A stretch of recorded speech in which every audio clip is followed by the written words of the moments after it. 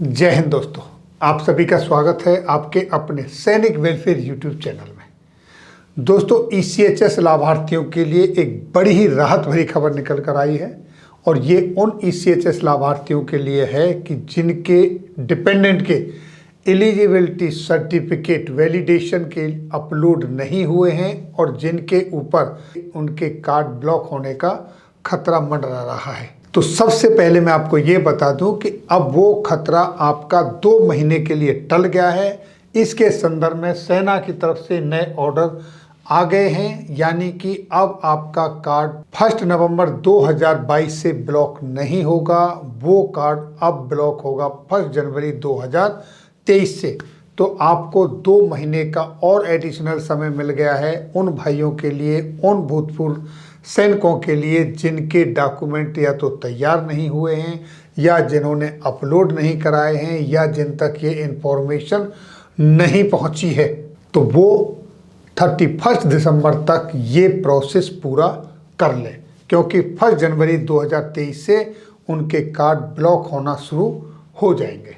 तो दोस्तों, ये लेटर है जो कि 26 अक्टूबर को सेना मुख्यालय की तरफ से जारी किया गया है और ये संबंधित चाहे आर्मी, एयरफोर्स, नेवी के जो भी डिपार्टमेंट्स हैं उन सबको इसकी कॉपी दे दी गई है। सब्जेक्ट आपके सामने है, जैसा कि आप बोर्ड पर देख पा रहे हैं। Annual validation of ECHS membership of dependents by submission of life certificate and eligibility documents by primary beneficiaries. Primary beneficiaries वो होते हैं जिनको पेंशन मिलती है, जो पेंशनर हैं वो और उनके जीवन साथी को छोड़ के जो उनके डिपेंडेंट्स हैं, डिपेंडेंट्स यानी उनके बच्चे और माता पिता, जिनकी मंथली जो इनकम 9,000 रुपये से ज़्यादा है, वो ईसीएचएस फैसिलिटी लेने के हकदार नहीं हैं।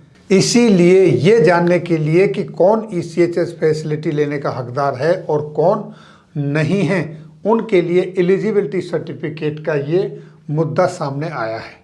अब दोस्तों, यहाँ पर समस्या ये खड़ी हो रही है कि जो दूर दराज के गांव इलाके में भूतपूर्व सैनिक हैं, जिनके माँ बाप ओल्ड एज के हैं और उनके पैन कार्ड नहीं बने हैं, तो उनके सामने समस्या खड़ी हो रही है कि वो क्या एलिजिबिलिटी सर्टिफिकेट दें। दूसरा, जिन लोगों ने अभी अभी पैन कार्ड बनवाए हैं, उनके पैन कार्ड अब बने हैं, इसलिए उनके पिछले 2 साल के ना तो आईटीआर के फॉर्म मिल सकते हैं क्योंकि वो इनकम टैक्स रिटर्न भरते नहीं हैं, और ना ही उनके 26AS फॉर्म पैन कार्ड से डाउनलोड होगा, क्योंकि 26AS पैन कार्ड से तभी डाउनलोड होगा, उसी तारीख से डाउनलोड होगा जिस तारीख को आपका पैन कार्ड बना है। और कई ऐसे पेंशनर हैं जिन्होंने अपना डॉक्यूमेंट अपलोड कर दिया है और उनके कार्ड रिजेक्ट हो चुके हैं। इन सब के संदर्भ में डिटेल्स में इस लेटर में कुछ क्लैरिफिकेशन दिए गए हैं जो कि आपके सामने हैं। एक एक करके मैं आपको बताता हूं।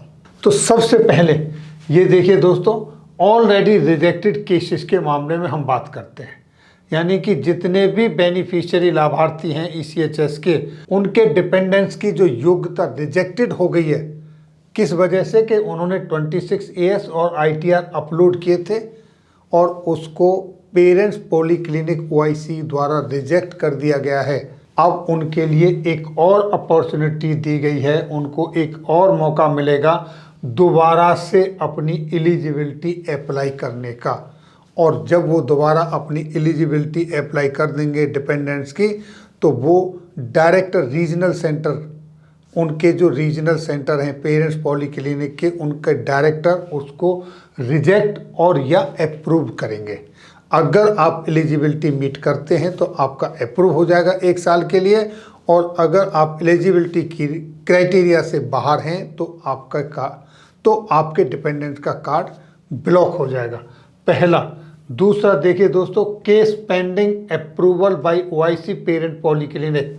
पेरेंट्स पॉलीक्लिनिक के पास जो केस पेंडिंग पड़े हुए हैं अप्रूवल के लिए, उनके संदर्भ में बताया गया है। इस संदर्भ में उनके पास 3 ऑप्शन है। पहला ऑप्शन है अप्रूवल, यानी कि वो आपके कार्ड को, आपकी एलिजिबिलिटी क्राइटेरिया को चेक करें और अगर आप उनको एलिजिबल मिलते हैं, यानी कि आपकी जो एलिजिबिलिटी सर्टिफिकेट है वो 9,000 रुपये से कम बैठता है, तो वो आपके कार्ड को अप्रूव कर देंगे और 1 साल तक के लिए आपका जो डिपेंडेंट है उसका ट्रीटमेंट फैसिलिटी आपको 1 साल तक मिलता रहेगा। 1 साल के बाद फिर आपको एलिजिबिलिटी सर्टिफिकेट सबमिट करना होगा। दूसरा ऑप्शन उनके पास ये है, रिवर्टेड विद ऑब्जर्वेशन, यानी आपने जो एलिजिबिलिटी सर्टिफिकेट डॉक्यूमेंट सबमिट किया है वो उसमें कुछ खामियां हैं, कमी पाते हैं, तो वो उसको रिवर्ट बैक कर देंगे ऑब्जर्वेशन के साथ आपके पास। आप अगेन उसको रेक्टिफाई करके अपलोड कर सकते हैं और वो फिर आपका जो डायरेक्टर हैं उनके सामने ओपन हो जाएगा, ऑप्शन खुल जाएगा। जब भी आपके रीजनल डायरेक्टर हैं वो उसको चेक करेंगे, उनके सामने आपका अपलोड होने के बाद डेटा विजिबल होगा और वो आपके डेटा को एज पर जो एलिजिबिलिटी क्राइटेरिया उससे रिजेक्ट या अप्रूव जैसा भी डॉक्यूमेंट उनको मिलेगा उस तरीके का वो रिमार्क लेंगे। तीसरा, rejected and forwarded to director regional centre. यहाँ इनके पास ये ऑप्शन है कि इनकी तरफ से यानी आपके पेरेंट्स पॉलीक्लिनिक OIC की तरफ से आपका जो एलिजिबिलिटी सर्टिफिकेट दिया गया है डिपेंडेंट्स का वो उनकी तरफ से रिजेक्टेड है, लेकिन उन्होंने आपके कार्ड को ब्लॉक नहीं किया, आपके एलिजिबिलिटी सर्टिफिकेट को रिजेक्ट किया है और फॉरवर्ड कर दिया है आपके पेरेंट्स पॉलीक्लिनिक का जो डायरेक्टर्स हैं, रीजनल डायरेक्टर, उनके पास। वो आपकी एलिजिबिलिटी को या तो अप्रूव करेंगे या फिर रिजेक्ट करेंगे। अगर रिजेक्ट होता है तो फिर आपका कार्ड ब्लॉक कर दिया जाएगा, ब्लॉक हो जाएगा।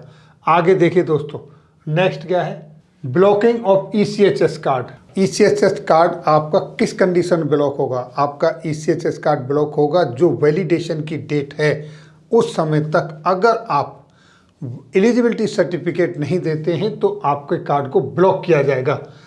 Once it is rejected by OIC parents polyclinic, however the ECHS card will be unblocked in case the director regional center approves the application in the first review as given at para 4C above। जैसा कि पहले para 4C में मैंने बताया था कि parents polyclinic OIC की तरफ से आपका कार्ड अगर रिजेक्ट कर दिया जाता है तो उसको फर्स्ट रिव्यू में आपके रीजनल डायरेक्टर उसको रिव्यू करते हैं। अगर वो पाते हैं कि नहीं ये सही है तो वो आपका अप्रूव हो जाएगा, अदरवाइज वो आपके कार्ड को ब्लॉक कर देंगे।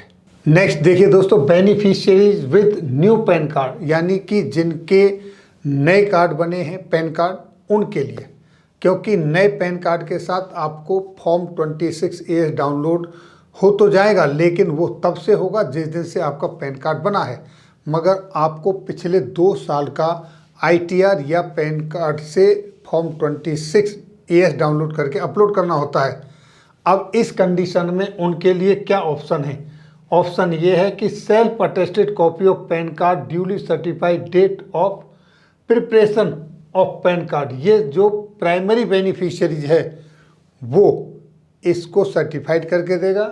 दूसरा, self attested form 26AS generated for the new pan card for the current financial year, जिस साल का वो कार्ड बना है उसी साल का जो 26AS फॉर्म आया है उसको वो सर्टिफाई करके देंगे, साइन करके देंगे, सेल्फ अटेस्टेड करके देंगे।